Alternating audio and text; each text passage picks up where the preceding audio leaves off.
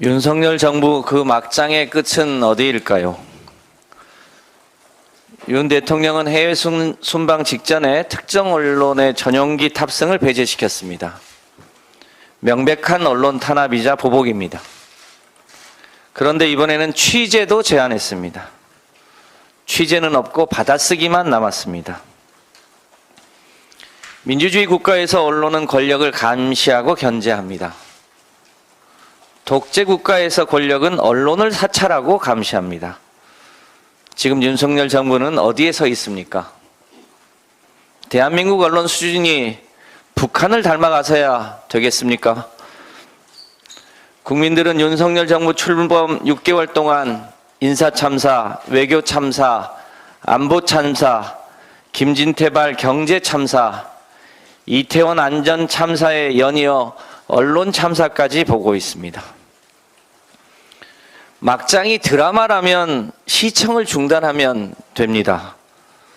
그런데 임기 10분의 1을 지난 윤석열 정부는 어찌해야 합니까? 국민들의 탄식이 깊어만 가고 있습니다.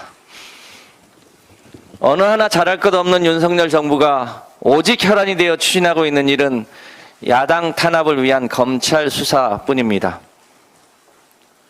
검찰은 정상적인 수사는 없고 과거 핵심 물증이었던 정영학 녹취록과 전혀 다른 유동규와 남욱의 오락가락한 증언만을 뒤로 흘리고 있습니다. 이는 야당 대표를 향해 미리 결론을 내놓고 진술을 끼워 맞추는 전형적인 조작 수사라 의심하지 않을 수 없습니다. 민생과 경제가 도탄입니다. 2023년 예산안을 확정해야 될 날도 멀지 않았습니다. 윤석열 정부는 이제라도 야당 탄압을 중단하고 민생 경제를 살리는 일에 집중해 줄 것을 간곡히 요청합니다. 공공기관의 민영화와 자산 매각을 공식화한 윤석열 정부가 공공기관의 무차별적 낙하산 인사를 투하하고 있습니다. 이 낙하산 인사들은 한결같이 관련 분야 경험이 없는 비전문가뿐입니다. 한국가스공사 사장에 내정된 최연애 전 국회의원은 에너지 분야 비전문가로 이미 1차 공모에서 전문성 부족으로 면접에 탈락한 바 있습니다.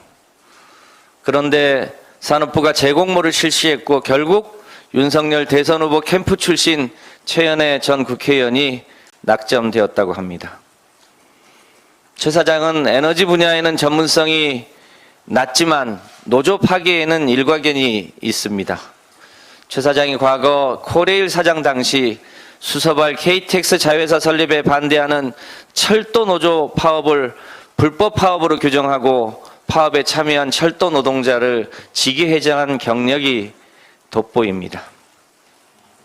또한 에너지 분야 전문성이 전무한 윤석열 대선 후보 캠프 출신 정용기 전 국회의원은 한국지역난방공사 사장으로 내정되었고 건설 금융 관련 경력이 전무한 이은재 전 국회의원은 전문건설 공제조합 이사장에 선임되었습니다.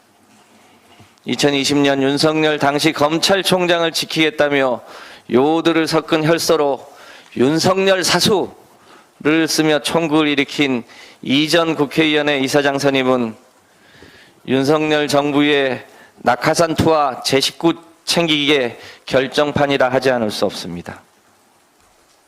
또한 함진구 전 국회의원은 사장 공모도 시작하지 않았는데 한국도로공사 사장으로 낙점된 것으로 공공원이 거론되고 있고 한국수력원자력 사회이사에 원전 발전 경력이 전무한 숙박업소 운영자를 선임했다가 논란이 일자 자진 사퇴하는 일도 있었습니다.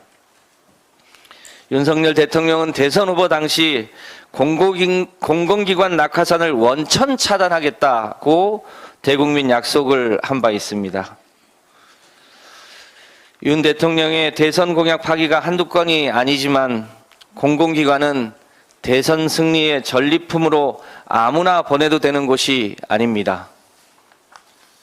윤 대통령은 전문성이 없는 낙하산 인사를 철회하고 적재적소에 맞는 인사를 통해 공공기관 발전에 만전을 기하기를 바랍니다. 인사가 만사입니다. 이상입니다.